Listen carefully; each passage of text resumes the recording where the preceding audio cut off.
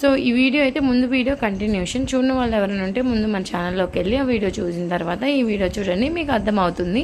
And ఈరోజైతే నేను టెంపుల్కి అయితే వెళ్ళాను. సో ఈ టెంపుల్కి ఫస్ట్ టైం వచ్చాను దుర్గి వచ్చిన తర్వాత.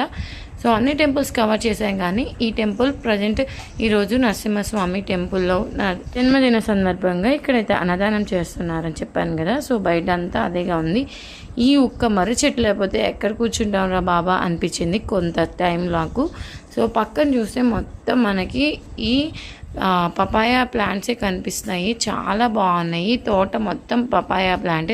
సో ఎప్పుడు భోజనాలు ఇక్కడ పెట్టారంట, సో ఫ్రంట్ సైడ్ పెడతారంట. ఇప్పుడు మాత్రం ఇది క్లియర్ చేసి ఇక్కడ పెట్టారంట. ఇక్కడ ఏవో లోపల పూజలు జరుగుతున్నాయి. తర్వాత మేమైతే బయట ఇక్కడ పిల్లలు ఉన్నారు కదా, చైర్ చేసుకుని ఈ చెట్టు కింద కూర్చున్నాం.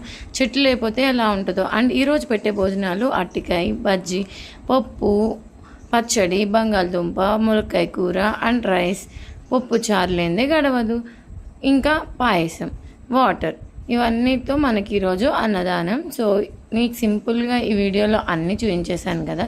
ఇప్పుడు ఈ ఏరియాలో ఎంతమంది ఉంటారో తర్వాత చూపిస్తాను మీకు. నెక్స్ట్ వీడియో చూసేయండి. Okay, bye bye.